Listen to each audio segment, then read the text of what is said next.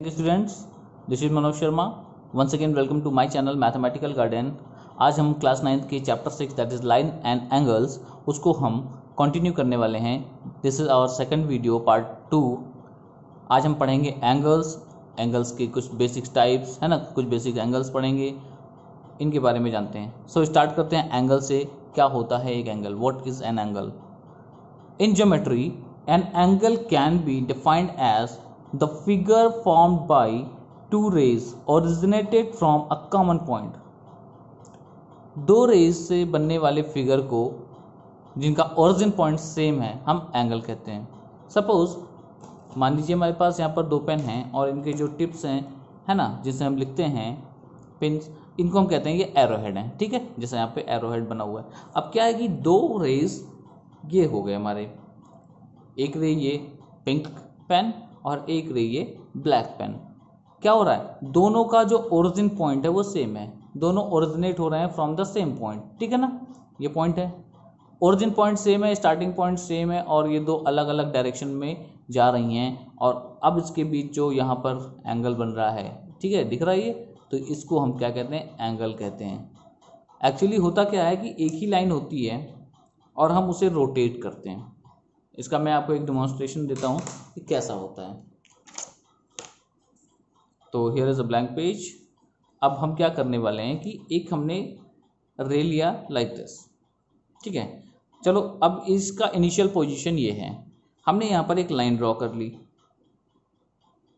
अब इसी रे को अगर मैं रोटेट करूँ अबाउट इट्स वर्टेक्स जो कि फिक्स पॉइंट है, तो मैंने कुछ रोटेशन लिया लाइक दिस और उसके बाद टर्मिनल पॉइंट पर, यानी कि जहाँ पर टर्मिनेट होकर गया, जहाँ पर रोटेट होकर गया, वहाँ पर हमने एक लाइन बना ली. हमको क्या मिला? एक इनिशियल ओरिजिन से दो अलग अलग रेज हमारे पास दिख रही हैं, like O A and O B and O A. Right, so ये क्या बन गया? हमारा एक एंगल फॉर्म हो गया जहाँ पर हम इनिशियल पोजीशन पर जो आर्म है इसको हम इनिशियल आर्म कहते हैं. ठीक है, यहाँ पर मैं लिखता भी चलता हूँ साथ साथ. सो इनिशियली कहाँ था? ओ ए, तो ये इनिशियल आर्म, और इसी तरह से टर्मिनेट होने के बाद कहाँ पहुँचा? तो टर्मिनेट होने के बाद यहाँ पर आया, this is terminated arm. Right, और ये जो पॉइंट है जिसको हम कहते हैं वर्टेक्स, या एंगल में वर्टेक्स कहते हैं, पर वैसे अगर रे की बात करें तो वो हमारा होता है ओरिजिन पॉइंट, है ना. So this is called vertex, जहाँ पर दोनों का ओरिजिन सेम है, दोनों रेज का ओरिजिन सेम है, उसको पॉइंट को कहना है वर्टेक्स.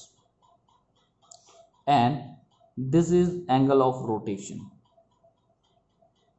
एंगल आपको पता है, आप डिग्री में मेजर करते हैं, आगे चलकर हम रेडियन में भी इसको मेजर करेंगे.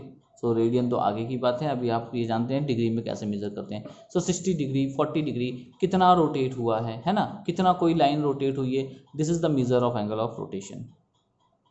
राइट, सो ये कुछ बेसिक थे हमारे एंगल्स के लिए. आइए कुछ बेसिक एंगल देखते हैं. जैसे हमारे पास 7 एंगल्स हैं यहाँ पर. बेसिक एंगल्स क्या क्या हैं? Zero angle. तो जीरो एंगल हम किसे कहते हैं? 1 by 1 यहाँ पर हम ड्रॉ करते चलते हैं और 1 by 1 आपको बताते हैं. So angle is equal to 0 degree. अगर एंगल 0 डिग्री का है, ठीक है, तो हम उसे क्या कहते हैं? Zero angle. उसका फिगर हमें कैसा दिखता है? दोनों लाइंस या दोनों रेज कह सकते हैं ओवरलैप करती हैं एक दूसरे के ऊपर, कोई मेजरमेंट नहीं है ना. देख रहे हैं, एक रे है ओ ए और एक रे है ओ बी. दोनों रेज एक दूसरे के ऊपर ओवरलैप कर रही हैं फ्रॉम द सेम ओरिजिन. तो यहाँ पर जो मेजरमेंट है एंगल का इन डिग्री, दैट इज 0. सो ये हम कहेंगे 0 या जीरो एंगल, है ना.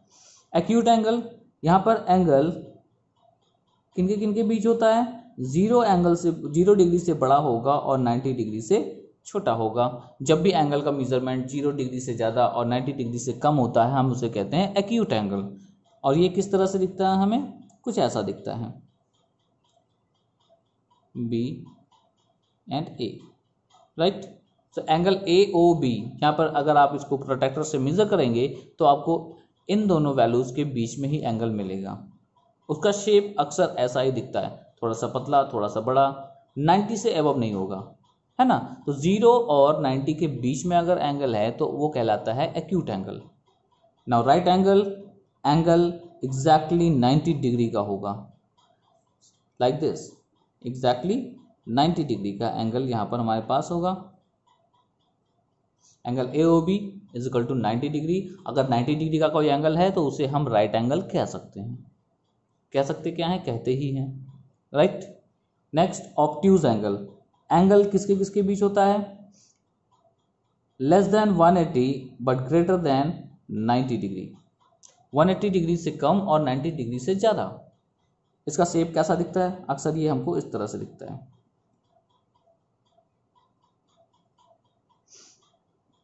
BAOA। AOB एंगल हमारा यहाँ पर क्या है, एक ऑब्ट्यूज एंगल है जो कि ग्रेटर देन 90 डिग्री है एंड लेस देन 180 डिग्री। अब यहाँ पर एक पॉइंट आपको ज़रूर समझना है, क्या जो मैं दो एंगल में एक इधर आर्क जैसा बना रहा हूँ हर बार, देखो यहाँ 90 के लिए बनाया, यहाँ पर मैंने इसके लिए बनाया, क्यों, क्योंकि कोई भी एंगल अगर हम बनाते हैं तो वहाँ पर एक बार में दो एंगल फॉर्म होते हैं। वो कौन से, एक इंटीरियर में और एक एक्सटीरियर में। नहीं क्लियर हो रहा है, मैं दूसरे पेन से आपको बता देता हूँ। एक इंटीरियर में यहाँ पर और एक एक्सटीरियर ग्रीन पेन से बना देता हूँ। ये देखिए एक्सटीरियर बाहर वाला, ठीक है। अब इन दोनों एंगल में से मैं किसकी बात कर रहा हूँ ये इंडिकेट करना जरूरी है, इसलिए हम एक आर्क बनाते हैं, किधर की बात कर रहे हैं। अभी जैसे यहाँ की बात करूँ मैं, तो यहाँ मैं अंदर की बात कर रहा हूँ, बाहर की बात नहीं कर रहा हूँ, है ना। इधर मैं इस अंदर की बात कर रहा हूँ, बाहर की बात नहीं कर रहा हूँ। तो वो ये आर्क लगाना जरूरी है कि कौन से एंगल की बात आप कर रहे हैं। क्लियर। आते हैं स्ट्रेट एंगल पे। स्ट्रेट एंगल कैसा होता है, तो स्ट्रेट एंगल एग्जैक्टली इक्वल होता है 180 डिग्री के। सो स्ट्रेट एंगल कैसा दिखेगा हमें, एक स्ट्रेट लाइन जैसा, दोनों रेज एक दूसरे के जस्ट अपोजिट होंगी, एक दूसरे के जस्ट अपोजिट में, ठीक है। आप मेजर करेंगे तो ये पूरा एक स्ट्रेट लाइन बनाएगा और एक 180 डिग्री का एंगल फॉर्म होगा यहाँ पर। सो स्ट्रेट लाइन एकदम सीधा, ठीक है। नाउ रिफ्लेक्स एंगल कैसा दिखता है हमको, आइए रिफ्लेक्स एंगल के बारे में बात करते हैं। So reflex angle is something like this, AOB। Reflex angle का कंडीशन क्या है, कंडीशन है angle is greater than 180 degree and less than 360। एक सर्कल होता है तो आप वहां पर पूरा जब राउंड करते हैं अपने कंपास को तो कितना एंगल बनता है, 360 बनता है। सो यहाँ पर इस 180 से ज़्यादा और 360 यानी राउंड ऑफ होकर यहाँ पर जब पहुँचेंगे इससे कम, यहाँ कहीं भी एंगल बनता है इस तरह से, हमारा वो रिफ्लेक्स एंगल कहलाता है। नाम जरूर याद रखें, बहुत काम आने वाला है।